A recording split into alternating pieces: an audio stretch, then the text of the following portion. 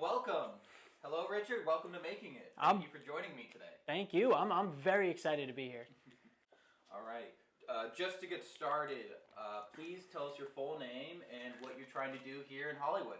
Okay, my name is Richard White, and I'm trying to make it as an actor, comedian, musician. You know, all the classic dime a dozen things that you do in LA, right? No, just all of it. Yeah. Which between acting and stand-up, what is your main focus right now? So, I mean, I came out for acting, obviously, but I came out, I feel like, at the worst time, right? I came out in 2019. Mm-hmm. Literally, like, I didn't even get a half a year out here before the pandemic hit. So when I came out, I did like a couple short films and I was doing some commercials and stuff like that, and it was going great. But then the pandemic fucking hit, and then I was stuck inside doing nothing, right? So there's no acting, anything like that. And then, you know, after the pandemic, I was trying to get back into acting, and then the writer's strike happened and the actor's strike. So right now, the acting industry just sucks. You know, unfortunately, I mean, I don't like to say that, but it's true. You know, I'm not getting anything. The auditions have been drying up. So right now, I've been focusing a lot on stand-up and TikTok mostly. And do you have an agent or a manager currently? I have two managers, actually. I have an acting manager and I have an influencer manager. Very cool. So with the writer's strike and the pandemic, you made a shift into TikTok, influencing, and stand-up.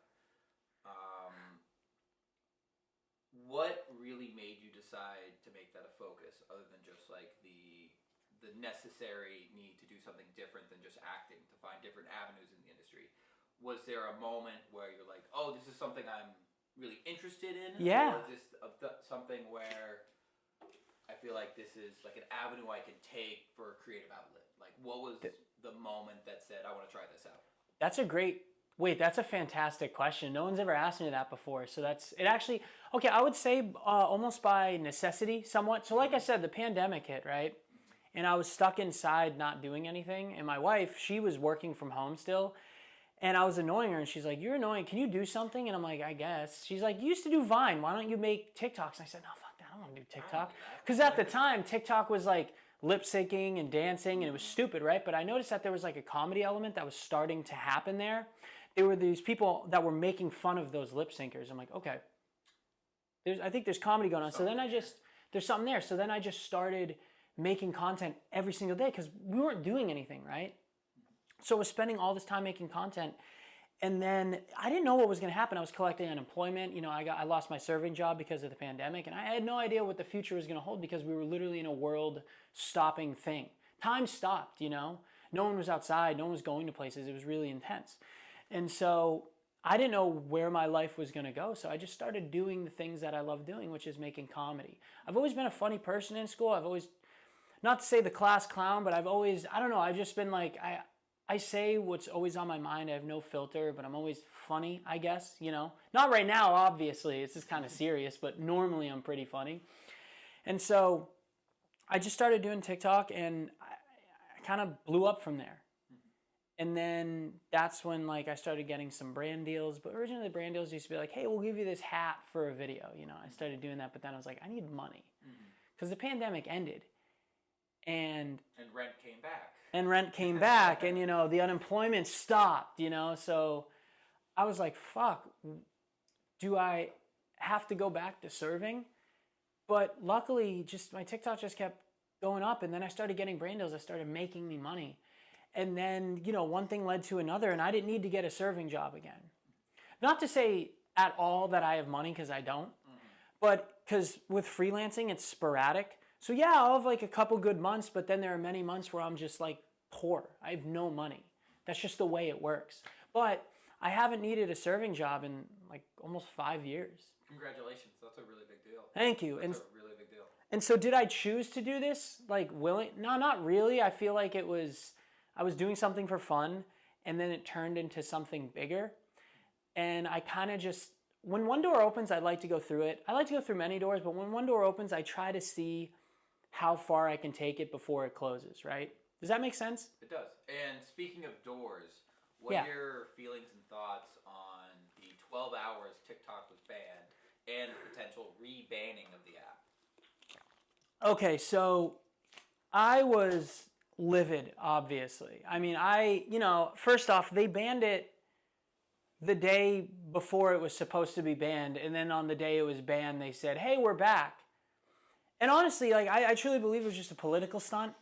Because you saw it, right? The messengers were like, "Thank you, Father Trump, for, oh, Trump, thank you so much. Trump is coming to save us all." And then, of course, all of a sudden, it's back. It was total bullshit. It was a political stunt. It pissed me off. I mean, dude, you're taking TikTok. I understand that social media and influencing is like a new sort of career path for people.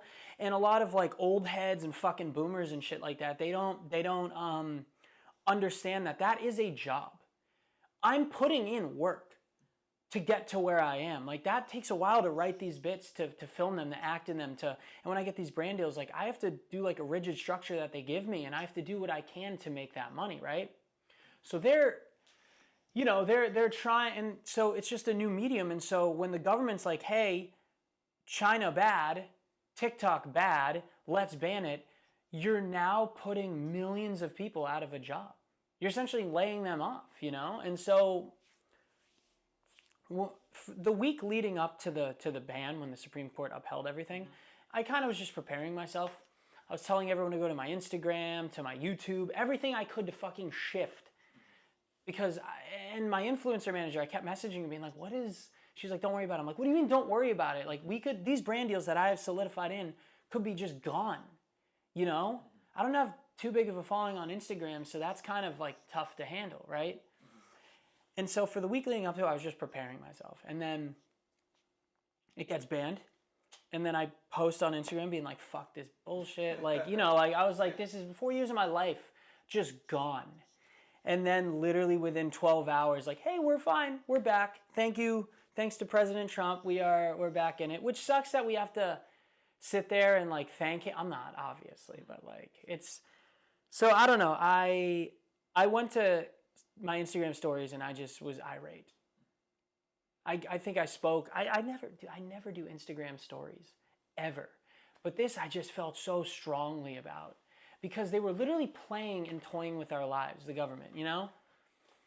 I think, and this is gonna sound kind of shitty, but I kind of wish TikTok was banned, because the government would have a spine. By them pulling out like that just shows how spineless they are, right? They're like, "We're serious about this, guys. We're so serious about this. See, we did it." And then they're like, "I hope you learned your lesson. You get it back now." It's like that parent that can't discipline their kid. They're like, "I'm going to take that PlayStation away." And they do it for like 2 hours later, like, "You know what? I actually feel kind of bad. I feel bad. You You play your games again. Yeah, you can play your games again." Like, my mom was kind of like that. So I know, like, so I feel like the government is like that parent that just lets their kid off so easily, We called their bluff and they were like, "No, we're kidding, guys. We don't want TikTok gone." So yeah, that's my understanding, is that I love TikTok and I'm happy it's back, but I'm just upset with the way it was handled. If they were going to do the ban, fucking do it. Do you know what I'm saying? Like, don't rug pull us like that. For a week I've been trying to prepare for the apocalypse that's about to happen, for you guys to do it and then just to fucking bitch out 7 hours in. It's pathetic. Those are my thoughts. Sorry, I'm very angry. It's just good. like... I want your thoughts. Do you think you're more prepared now? And do you also think it's going to be fully banned, or are they going to do another political stunt, like a ban and unban in 12 hours in like another 75, 70 days? Because it's only an extension. Yeah, for 75 days. So I actually tried to update TikTok. You can't update it. Yeah. It's, for many people, they deleted the app and they actually can't re-download it because it's not in the App Store. Exactly. So it seems like maybe it will go away, but for right now, there's like an appeasement. So I just think it's crazy that, the Supreme Court, basically, it's so interesting to see the government just like do all this stuff, to go through the House, the Senate, and then the Supreme Court on Fridays being like, "Dude, we're not going against our homies. Like, we're standing by." Just for them to just back out like that kind of makes me think that I don't think TikTok will ever get banned. I don't. And I'm being dead serious about that, dude. If this is the moment where they literally passed a bill and it was going to happen and it happened and they pulled out, do you really think they're actually going to do it again? There's no way. I'm calling their bluff every single time. I'm not even worried about it anymore. If it one day gets banned, whatever, like at this point, they already did such a huge rug pull and political stunt, employee and shit like that, that I don't care anymore, you know? And I do think, first off, it's 75 days they have. ByteDance has no intention of selling. No intention of selling. So technically there is a ban. Like you said, you can't update it. Yeah. And like you said, I didn't realize some people deleted it. They were just like, fuck this. So many people deleted it. Good thing I didn't. Good thing you didn't. Well, if it is banned and you lose these brand deals, Yeah. and a little time goes by, Mhm. and they can get rough. What do you think your first option is when things start to get rough next? Well, I hope that during this time I can keep building my Instagram following up, because if the fallout does inevitably happen, or like they say it's going to happen, right? Most brands will go straight to Instagram or YouTube, right? So if my Instagram is fine, then I'll be okay. You know, I'm planning for that sort of shift if that happens. But if not, I'm going to wait for the next big app. Because right now, like when that was happening, there was like 17 apps. There's like Lemonade, Red Note, Blue Sky, fucking Triller. There was a million apps Hard to keep up with. Yeah. And my wife, she downloaded all of them. And I was like, I'm not doing that. I said, I'm going to wait until there's one centralized app that everyone goes to. And I'm just going to keep doing Instagram because I've built a following on there. So if something is going to happen, I need to focus on YouTube and that. That's the only way. So I don't really have a contingency plan. Mm-hmm. I've never been one to plan too much. That's kind of bad. I mean, I'm 31, you know, I think I should be planning some sort of future for myself. We should, yeah, but we don't, right? We definitely don't. So I don't really have a plan. I haven't needed to go back to a normal job yet. And I've been in some down moments too, where I had like next to no money, but I like to think I'm a lucky person.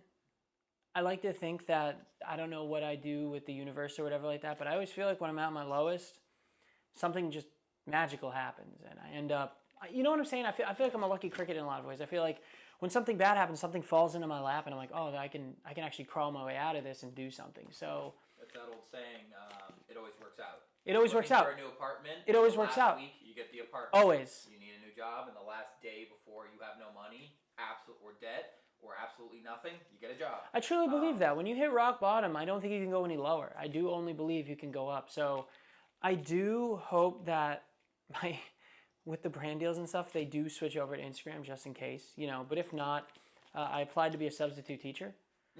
So it's not I applied, I got the job. So like if I want like Hamilton over here, like I could probably sub. You have a plan. I'm saying you don't have a plan. You have a plan. No, but it's like a soft launch plan, you know? It's sort of like it's technically a plan, but I actually haven't subbed yet. I've been getting sub things, but I'm like, no, I don't need to do that right now. But I technically am a substitute teacher. I just haven't done it yet. I used to do it back in North Attleboro, where I'm from in Massachusetts, but I have not done it out here. But I have it. So if I do wanna sub like a 4th grade gym class, I can do that. Oh, that sounds like so much fun. So you came out here for acting originally, and you transitioned into being an influencer on TikTok and Instagram mostly, but mostly TikTok. Do you like it? I have a love-hate relationship with it. So I want to say when I was making it during the pandemic and I didn't have a huge following or I was even really making money off of it, I was just doing it for fun, right? Because I didn't have anything else to do. But then once I started making money off of it and I started getting like millions of views on my video and the follower count just kept going up, I started to get depressed. Like really depressed. Like to the point where my attitude would be based off if my video did well or not. So I would film, come out of the room, and my wife, she would see my attitude, and she would know, based off of my attitude, whether my video did well or not. And that's not good. Mm-hmm. I have a very toxic, like I always thought I'd be a person who, if they ever got some level of fame, that they wouldn't. It wouldn't affect. It wouldn't affect me. Does. I genuinely thought it wouldn't. I was like, I'm too strong for that. But no, it affected me hard, like hard. It still does, you know. I mean, I feel like I have a better relationship with social media, a little. I mean, I could be lying to myself too. I could be coping. But I would say that it you get so obsessed with views and likes to where I'll get a video that hits 1 million views and it does not faze me. How fucked is that, right? Oh, that's 1 million views so and messed up. it does not faze me. See, that's so fucked. When I remember when I first hit like 200,000 views, I was on top of the fucking moon. I was like, it's never gonna get any better than this. I remember I got 10,000 followers and said, this is it. I don't need any more. I've made it. Now I'm at almost 1 million and I could care less. I'm just trying to reach 1 million and more now instead of just being happy with what I have. Do you think these algorithms and TikTok and these videos, based off what you're saying, I need to ask, do you think it's healthy or unhealthy? I think you need to have, I think consumption is very unhealthy. You know, I'm on Instagram like 24/7, like constantly. At night, in the morning, when I get up, when I go to bed, you know, it's all. I do think social media is very beneficial. It gets you understanding the world. You can get your news source there. You can get whatever you want, you know. I do think you have access to everything possible. But if you consume your entire life off of it, I do think it's degrading. I do think you will like degrade over time. With me specifically, you know, and I know that firsthand what it does to people. And so I do think social media, I mean, I'm blessed, you know what I'm saying? Like social media helped me get to where you are currently. where I am currently, but it also led to a lot of depression and a lot of like self-doubt. And I think the biggest thing that social media does negatively is it puts people to think that their value is based off of the views that they get and their likes, right? Like you as a person, your well-being, who you are, is defined by the likes or views you get. That's bullshit. It is. You get that, right? Like there's no like, you shouldn't be, your art, what you do should not be defined by the amount of views you get. And that's the slippery slope. That's what people fall down. They start getting a ton of views and they think, well, my value is based off of these million views. If my video gets 10,000 views, then I've failed my life. I, as a person, am not talented. That's so fucked up. Our ego is already so bad and already tells us how bad we are as people, that we're not good enough. And we're just adding more onto that with like social media and how we're perceived. So no, I think that is a negative aspect. I do think there are positives, but there are huge drawbacks too. So you said that you know what it does to people. Yes. What it's done to you Yeah. in particular. Yeah. What is an example of one of those negative things that's done to you beyond just like the depression or the mood swings? It's got, I mean, that's tough because that would be the major things. That would be the most negative. I'm not discounting No, I know. positive stuff because it's brought you. No, I know. security The and negative, et the cetera. depression and the mood swings and stuff like that probably are the major thing. But I guess it's just how I feel about myself. I think that's one of the biggest negatives is just how I feel about myself. I feel like I am a fraud. I know that's depressing, but this is what happens, you know? Like this is what that app or apps do. Like when I do brand deals and I make videos and the brand deals don't do, first off, brand deals never do well. Brands ads do not do well on social media. No one wants to see them. No, they don't want to see them. They skip them. Yes, so I'll make a brand deal and I'll post it and it doesn't do well and I think to myself, I'm a fucking fraud. These people are paying me money for what? For them to get me, but I know that I'm putting in a lot of work. I have so much self-doubt because of that. That what I would say is the most negative aspect of it is the self-doubt that I have as a person and as an artist. If an acting deal came up, and I mean like an acting deal, say you got on a sitcom or something, and one of the rules and stipulations was you had to leave behind posting on social media, would you do it? Yes. That was a very fast yes. 100%. Listen, 100%, like I know, again, like I can sit there and thank TikTok and thank social media for bringing me who I am, but at the end of the day, acting is my full love. Acting is what I moved out here for. Like you said, this whole point of this interview show or this podcast or whatever is about, you know, what we're doing, we're struggling, we're trying to make it. So like I said, like this is like a means to an end. Do you know what I'm saying? Like I'm using TikTok and social media to help me potentially get a role in a sitcom And to pay rent. or a movie and to pay rent. You know, it's everything. I don't want to do social media forever at all. I never thought I was going to get into that. It just so happened to work in my favor. So yeah, if all of a sudden I got a huge role as a sitcom and I got to do that, and you have to give up TikTok every day of the week, I'll delete it. I don't give a shit. Acting is the thing that I love the most. Comedy is the thing I love beyond everything else. So if I can get on a sitcom, that's huge for me. Anything like that. If I can truly do what I first came out here to do, which was act, then I'd drop everything for that. And I'm being dead serious about that too. That's beautiful. I really like that. Yeah. I'm gonna kind of change it up a little Yeah, bit. yeah. And you mentioned earlier where you were from, but please state for us where you're from. And I would love to know the sequence of events that got you from where you're from to LA. Okay. And what was landing in LA like those first couple days? Oh, I gotta. Okay, so. Here we go. So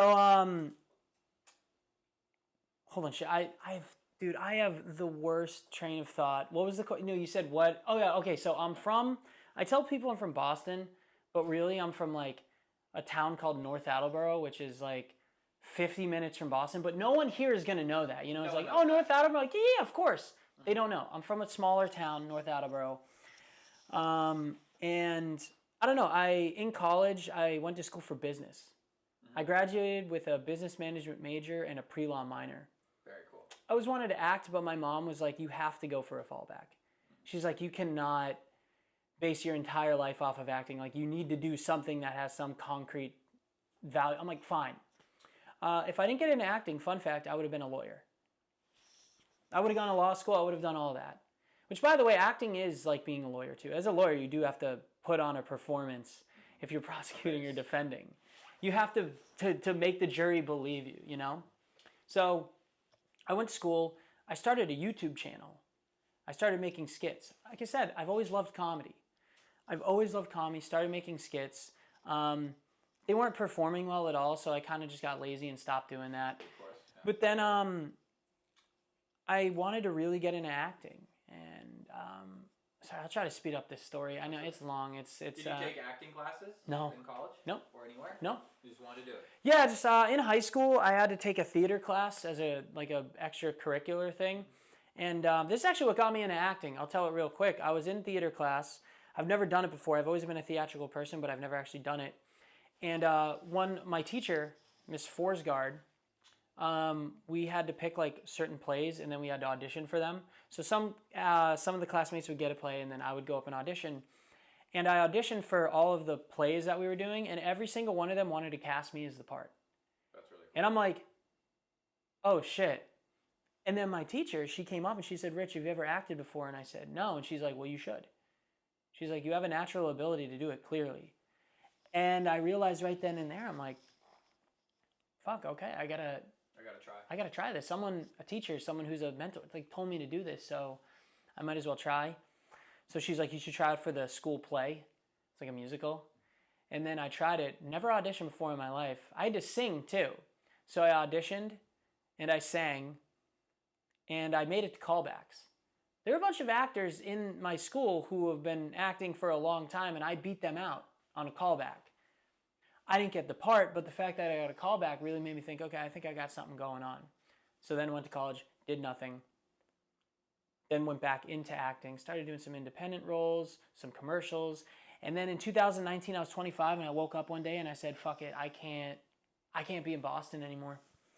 There's nothing. I want to be something so much bigger than what I've set myself out to be. I need to move. So my wife and I, we packed up and I moved to LA first in 2019. No job, no apartment. I land in LA at 2 a.m. I get in a lift. I'm like in checking out sites. We get up onto the on-ramp on like, I think it might have been the 10 or the 405. I don't really remember. There was a car ablaze on the highway. There was like 3 cars just on fire. You haven't experienced LA until you passed a car on fire. Yep. Randomly. No, we got right on the on-ramp. Experience. Blaze, the Uber driver said, welcome to LA. He backed up off the on-ramp, went down, and we went back, and I said, what an omen. I couldn't tell if that was good or bad. Even now, I can't really tell if it was literally like 3 cars just engulfed in flames. And I said, I can't believe that is the first thing that I see landing in this new city. That's fucking crazy. So that is crazy. And Yeah, it took me maybe a year before I saw my first car on fire. But I saw it the second I landed in the fucking LA. Yeah. Right away, instantly. So why LA versus New York? Because there's a lot of acting in New York too, and it's the other central hub for these like lifestyles. It's mainly between these two. Why LA? Where are you? So much closer? Where are you from originally? Washington State. Washington. Well, West Coast, right? So West not Coast. Washington. So I okay. love north. Okay. Yeah. So I drove down. Okay. So I don't know if you've been to the East Coast a lot, but winters are fucking brutal. Mm-hmm. Winters are insane there. You get like 3 months of summer and then 6 months of winter, and you're like, what the? So I told myself, like, if I'm going to do acting, right, I'm going to go out where it's fucking warm. Mm-hmm. I don't want to go to New York where I have to deal with snow again. And why would I go from cold to cold? Hell no. I want to go to the land where it's warm all the time. That's the reason why I made that decision. New York's more Broadway and stuff. I wanted to do more film and television. And also LA the weather's perfect all the time, except for the fires, which is unfortunate, obviously, and the earthquakes. But I chose LA because I wanted the warm weather. And it is the city for acting. If I can't make it here, I genuinely cannot make it anywhere. I wanted to prove myself. I'm a hard worker, and I was always determined to be the best I could be. So I thought I would go to the heart, like the Olympics of fucking acting. That's why I moved out here. Where the heart beats. Yeah, that's why I moved. It really is. That's why I moved out here. LA can be kind of an unforgiving place sometimes. What in your past 5, 6, 4 years here?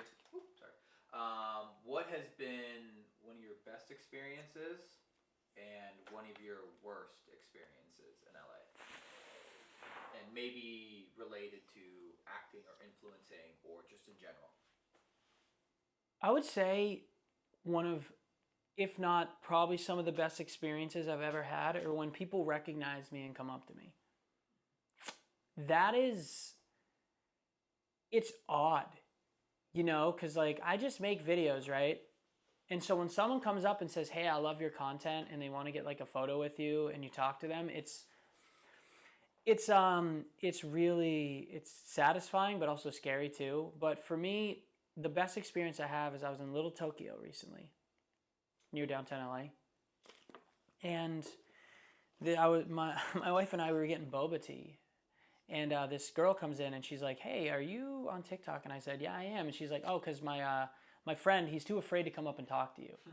And I said, what? No, have him come in, right? This guy comes in and he's like 6'6".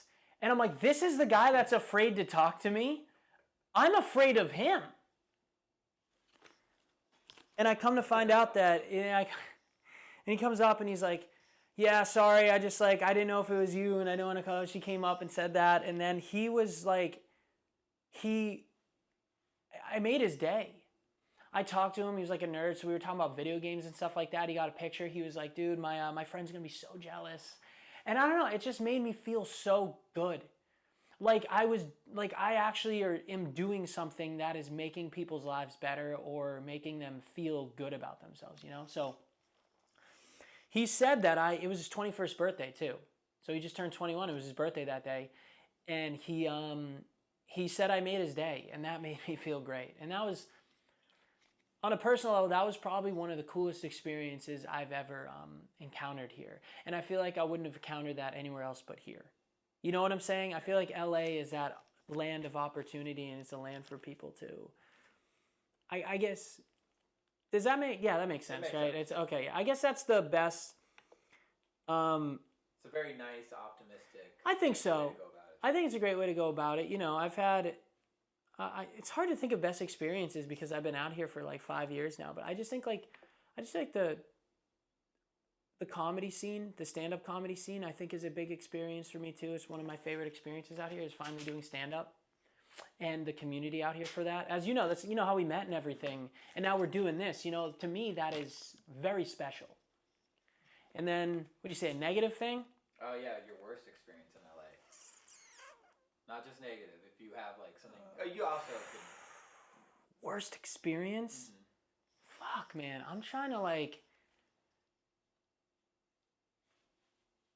Cocaine, dude. You know, I don't like. Cocaine, man. I don't know how else to say. I think the worst experience, because like, dude, in LA, it's always there. Yeah. Any party you go to, they're like, "Oh, do you want some?" And you're like, "I might as well," right? So, like, for me, cocaine was like, as I did a bit in Boston, but then we moved out to LA. It was like fucking every time. Everywhere. It's everywhere, People don't right? like to admit it, but it's everywhere. No, it's everywhere, and I'll say that right now. It's fucking everywhere. You heard it And here, folks. yeah, you heard it here. It's everywhere, right? So I used to do it, and then there was one night we went to like this party in the hills. That's what it is, right? It's like, I want to say real fast. I want to say like the best experiences are the fact that I get to drive through like Beverly Hills and the Hollywood Hills and stuff. I've been to a couple parties in the Hollywood Hills where you literally get to see over in the Hollywood sign. That type of stuff is cool for me. It's exciting. I love the Santa Monica Pier. I love it. I go there a lot just because I like it in general. And I think that is, for me, those are the best experiences. The fact that you can go so many places and experience that stuff that you see in movies. Yeah. But yeah, so anyway, like, one time I just did just a line of cocaine and it fucked me up. It fucked me up to the point where I was tweaking. And we were at this party and this kid came that we made like a movie together, but him and I just like were on bad terms. And so I was like, "No, we're cool, man. We're cool, man. We're cool, man." So he's like, "All right, we're going to drive to this next party." I'm like, "Can I get a ride?" So we get in the ride and he's in the front seat and he's playing the worst music known to man. I just can't stand it, right? And so I start choking him from the back seat. Like, I legitimately, this is the guy who's driving, right? And I'm sitting there doing this to him and my friends are like, they're laughing, but they're like, "Dude, stop. And then he parks. And I get out of the car and I just slap him in the face. This dude's like 6'5", 6'6", and I just wind up and crack him in the face. And after that I went, "No, you can hit me if you want." I don't know why I did that. He did, and he's like, "Nah, it's cool." And then we got to my friend's house and I passed out in her bed. And then I woke up the next day and said, "I can't do that anymore." Mm-hmm. That was probably the worst experience I've ever had here. For me, at least personally. And then, by the way, ever since, it's been what, like 3-4 years? Haven't done it since. Great. Do not do it anymore, and I never will. Do you think from your usage, do you think you're okay? Yeah, I didn't use it too much. Okay, cool. No, I would. No. Okay, let me get on record and say that like. No, let me get on record and say like I wasn't doing it all the time. If anything, I barely did it. But when I did do it, it was pretty extreme. So like I just want to go on record and say like I don't have like coke nose or like a deviated septum. You know what I'm saying? Big, you know? No. I'm not like, "Oh God, I wish I still had it." No. I've always been one to stop doing stuff and then just stop at cold turkey. Like, I don't smoke weed anymore. Nice, good for you. I used to, but I just don't anymore. I'll do edibles, but I just don't just because it fucks me up now too much. I get it. I don't really do much myself, just being sensitive. It messes with me too much. So we've been here. It's 33 minutes already. This is awesome. Yeah, is that good? I didn't know. Really yeah. So I'm gonna get to some of the big questions. Go ahead. The big one, the main one is, what does making it in the entertainment industry or acting or influencing, what does it look like to you? What does making it look like? That's a great question. I've always wrestled with that to try and figure it out. I used to think like if I didn't make it within 5 years, then I failed. But then obviously you have to extend that. You can't. I told my mom was like, "How long are you going to spend in LA before you give up and like find?" My mom is, okay, I love my mom, but she's very practical. Mm-hmm. So she's like, "How long? Like 5 years, 6 years?" I'm like, "Oh, we'll do 5 years." 5 years came up and she's like, I'm like, "Mom, I'm not going to lie to you. I'm going to be out here for a long time." I realized how hard it is, and I realized, so success to me, and this is, and I'm going to straight up, it feels like the American dream, sort of like I want to have a house. I want to, with my wife, backyard, everything like that. I want to be a homeowner, and I want to do what I love consistently. I know people say this all the time, but I don't want to be famous. I told you, what did I say? Like with TikTok, like even that small amount has made me depressed. I couldn't imagine if you're going outside and people are taking photos of you every day of your life. I don't want that. That's fucking terrible. So I want to be one of those actors who are in stuff and they go, that guy looks familiar. That's what I want. I want to be able to like do theater, acting, stand up, whatever I want, but still live like a comfortable life. Nothing insane, right? Like I don't want to be making millions of dollars. That's not what that looks like to me. Looks like to me. I just want to be a normal person who gets to do what they love, which is acting, stand up, and music. I'm a musician too. So like if I can just do those three things, even if I have to have a job, right? That pays the bills, but I can still do all of those things. To me, that's happiness right there. Do you think there'd ever be a moment or a time where you would walk away or say, I do need to become more practical? I feel like that's so tough in the industry, right? Like you can't, I feel like what you're supposed to say, which is I'll never stop. Yeah. But is there like a theoretical age or time where it's like no, I don't think I'll ever stop doing this. I think I'll be definitely more practical in the sense of like, you know what I'm saying? Like I don't want to live like I'm a 20-something-year-old person my entire life, you know, like I do. My wife specifically, she's like, I want a house, like and I want that stuff too. And if that requires me like moving to another part of the city or just another state, you know, with self-tapes now, you don't have to be in LA. You know, you can always find a community everywhere you go.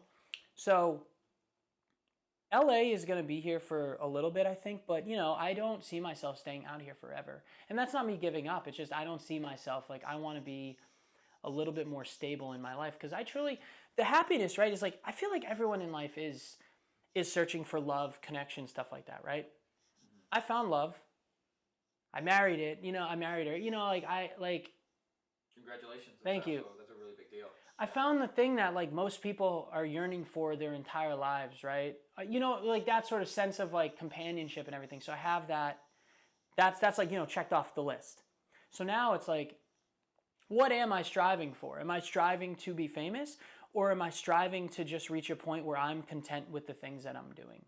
So yeah, I do think I will never walk away, but I also won't kill myself trying to do it, if that makes sense, right? Because I know a lot of actors who bleed acting, which I commend, but I also think it's a fault too. If you give up so much of yourself to this and you're not getting what you think you deserve, it will destroy you. That's my lesson. My lesson is like, if you can do acting, stand-up, music, and do it for the love of it, and if there's an opportunity that it pays well, that's like, go for that. But don't kill yourself over it. I truly believe you should never. The tortured artist is such a cop-out, in my opinion. Those people have to drown themselves in alcohol to feel like Bukowski, you know, all of them like having to like be womanizers and alcoholics to speak their truth. I don't believe that to be true at all. I think the death of art is when you chase it for too long and nothing comes of it and you decide that you failed instead of thinking like, hey, I actually like did this and I am doing it. To sit there and say you're an aspiring actor is rough. If you've been in a show or if you've been in independent films, if you've been in commercials, you're an actor. You're not an aspiring actor. You are an actor. If you do stand-up shows, you are a stand-up comedian. If you make music and you perform it live, you are a musician. You are. You're not trying to be, you are. So that's it for me. I do think that, yeah, that's just sort of my like philosophy. And I think just growing up and having someone who you care for so much. Real quick, I won't get into it like fully, but like my wife had like some medical issue at some point, but I was also auditioning for a role for a film and I would have had to travel somewhere if I got it. And she was like, Rich, this is like a super crazy medical procedure. And I was like, no, we have friends. They'll take care of you. I said that shit for the chance that I would get this role, right? And I realized right then and there, oh, I'm choosing the wrong thing. I'm 100% choosing the wrong thing. And that's when I woke up. That's when I realized that acting is not as important as her, or just like my not at all. I love it, but I'm not going to end something so amazing to something that could be. Does that make sense? It does make sense. Okay, that's how I look at it. So I don't think you should kill yourself. Don't do that. Well, no, I mean, I don't think you should fucking shoot yourself. No, I kill you like. Don't drown yourself in the work. Don't. You become Yes. unstoppable. Yes, I truly believe that. I think the best form of success is just being happy with the things that you're doing. Okay. Well, I think, Richard, I think I have one more main question for Yeah. you. Is right now, what's your biggest obstacle between you and getting to that place where you feel like you've somewhat made it, or getting to that place of more comfort, or that place that you want to be currently? I need to become more self-reflective. I need to focus more on myself. The one big issue that I have is I don't really look inward too much. I look outward. Like I said, for that external validation, I never look for that internal validation. So I feel like for me to truly feel happy, I have to work on myself internally. I have to try to do meditation. I have to try to like understand that like I can't control everything. My aspect is I have a problem with control. I always feel like I need to control everything, and I have so much trouble just letting go. And so I think for me to truly feel satisfied in my life is to finally just let go instead of being controlled by those external forces, whether it's TikTok or having to do open mics all the time, stand up and not doing many shows, not getting paid for it, that sort of thing. I don't want to have that like consume me. So I think just being more reflective on yourself inward is something that I need to work on for me to feel content, if that makes sense. It does. All right, my man. Thank you so much for being here today. This is great. This feels like I feel like it was a TED Talk almost. Because I'm trying to cocaine, everybody. Like, yeah, cocaine's a hell of a drug. Where can people find you, real quick? Oh, you guys can find me on TikTok at Very Rich Comedy and Instagram at RichardWhite_official. And you can see me at certain open mics around the LA area doing stand-up. Just all around fucking around. I don't know. All right. Thank you so much, my man. Thank you so much, Cam. Seriously, this is great.